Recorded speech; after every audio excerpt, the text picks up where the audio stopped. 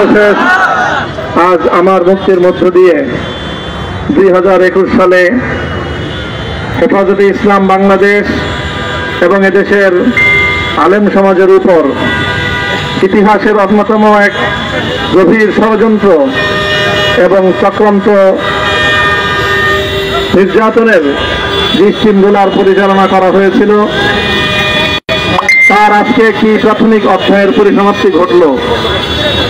আমরা স্পষ্ট ভাষায় বলতে চাই, আমাদের উপর জুলুম করা হয়েছে, আমরা নির্যাতিত, অন্যায়ভাবে আমাদেরকে কারারুদ্ধ করা হয়েছে, বুলেটের আঘাতে আমাদের ভাইদেরকে হত্যা করা হয়েছে।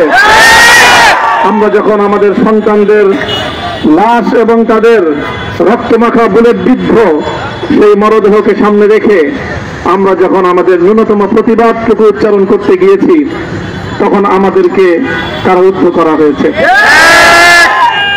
আমাদেরকে নানাভাবে নিষ্পেষণ করা হয়েছে, আমাদেরকে জনগণ থেকে বিচ্ছিন্ন করার সব ধরনের অপচেষ্টা চালানো হয়েছে। আমি আজ এই মুহূর্তে আমার এই মুক্তি উপলক্ষে আমি বলতে চাই, আমাদের উপর জুলুম করা হয়েছে, এটাকে আমরা সহ্য করে নিলাম। আমাদের ভাইদেরকে হত্যা করা হয়েছে, সেটাও সহ্য করে নিলাম। আমরা আমার সন্তানের লাশ কাঁধে তুলে নিয়েছি, সেটাকেও আমি হাসি মুখে বরণ করে নিলাম। আমাদেরকে অপমান এবং লাঞ্ছনার সব ধরনের ষড়যন্ত্রের সম্মুখীন হতে হয়েছে, সেটাও আমরা হাসি মুখে বরণ করে নিয়েছি। কিন্তু আল্লাহর জমিনে আল্লাহ এবং তার রাসূলের কোন সম্মান এক মুহূর্তের জন্য আমরা বরদাস্ত করে নেব না। আমরা আমাদের সর্বোচ্চ ত্যাগ এবং কোরবানি স্বীকার করতে প্রস্তুত রয়েছি, জীবন দিতে প্রস্তুত রয়েছি। আল্লাহর জমিনে আল্লাহর দ্বীনের ঝান্ডা সমুন্নত করেই আমাদের যাত্রা থামবে ইনশাআল্লাহ। হয়তো শাহাদাত, নয়তো খেলাফত ইনশাআল্লাহ। আল্লাহর জমিনে খেলাফত প্রতিষ্ঠার যে আওয়াজ পৃথিবীর দিকে দিকে উচ্চারিত হচ্ছে, সে আওয়াজ বাংলার জমিনে খেলাফতের এই আন্দোলনকে চূড়ান্ত গন্তব্যে পৌঁছাবে ইনশাআল্লাহ। বাংলাদেশের আলেম সমাজ, হেফাজতে ইসলাম বাংলাদেশ সহ বাংলাদেশ খেলাফত মজলিস সহ সকল ভাতৃপ্রতিম সংগঠন, সকল ধর্মপ্রাণ, ইসলামপন্থী বিভিন্ন ছোটখাটো মতবিরোধ, মত পার্থক্যের ঊর্ধ্বে উঠে যারা এলাহে কালিমাতুল্লাহর এই এক বাণীতে বিশ্বাসী, আল্লাহর জমিনে আল্লাহর দ্বীন কায়েম করতে চাই, আমাদের তাআলাউ ইলা কালিমাতিন সাওয়াইন বাইনানা ওয়া বাইনাকুম এই এক মন্ত্রে উজ্জীবিত হয়ে আল্লাহর দ্বীনের ঝান্ডা সমুন্নত করবার এই আন্দোলন এবং সংগ্রামে আমি নিজেকে উৎসর্গ করার ঘোষণা করছি।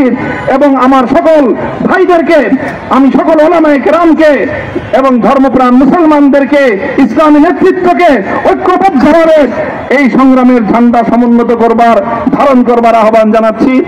এবং আপনাদের সকলকে আবার শুকরিয়া জ্ঞাপন করছি যে আজকে আপনারা এভাবে আমাকে উৎসাহিত করেছেন, উজ্জীবিত করেছেন। আল্লাহ পাক আপনাদের সকলকে উত্তম বিনিময় দান করেন। প্রিয় ভাইয়েরা,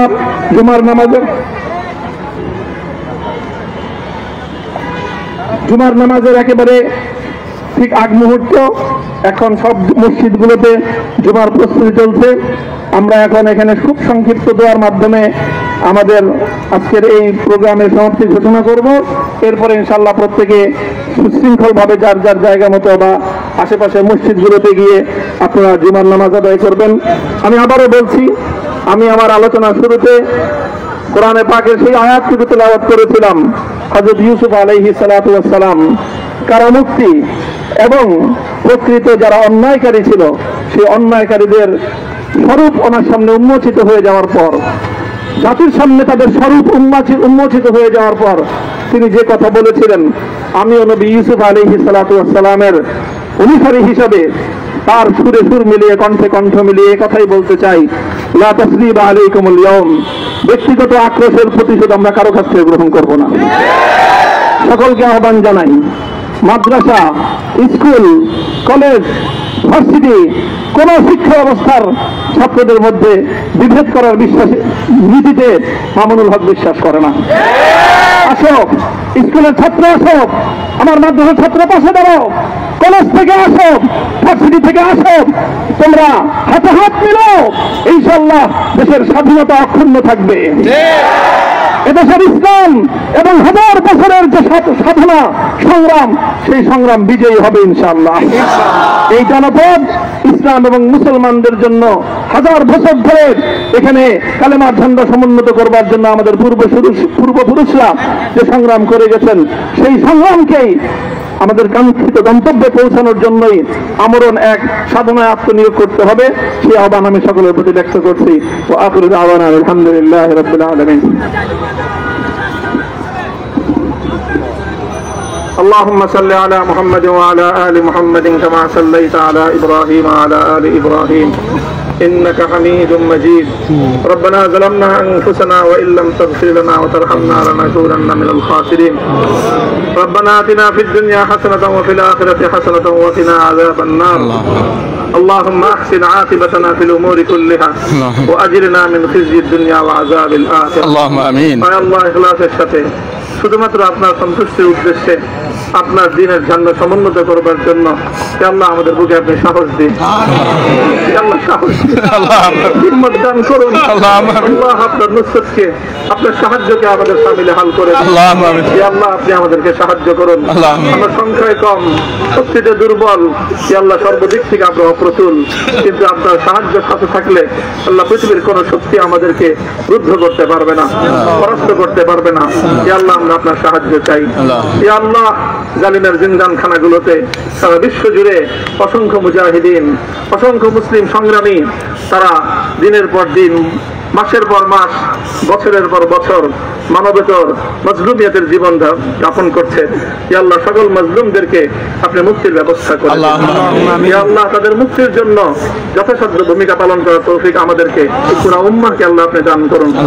সাল্লাল্লাহু তাআলা আলা খায়রি খালকিহি মুহাম্মদ ওয়া আলা আলিহি ওয়া আসহাবিহি আজমাইন। ইয়া আল্লাহ হেফাজতে ইসলামের সংগ্রামে হাটহাজারীর আমার যে ছাত্র, যে সন্তানগুলো শাহাদাত বরণ করেছিল, ব্রাহ্মণবাড়িয়ায় আমাদের যে সকল ভাইয়েরা, সন্তানেরা শাহাদাত বরণ করেছিল, শাপলা চত্বরে আমার যে সকল ভাইদের রক্তে ঢাকার রাজপথ রঞ্জিত হয়েছিল, আল্লাহ এই শাহাদাত গুলোকে তুমি কবুল করো। আল্লাহ রক্তের বিনিময়ে এই জমিনকে তুমি তোমার দিনের ঝান্ডা সমুন্নত করবার জন্য তুমি কবুল করো।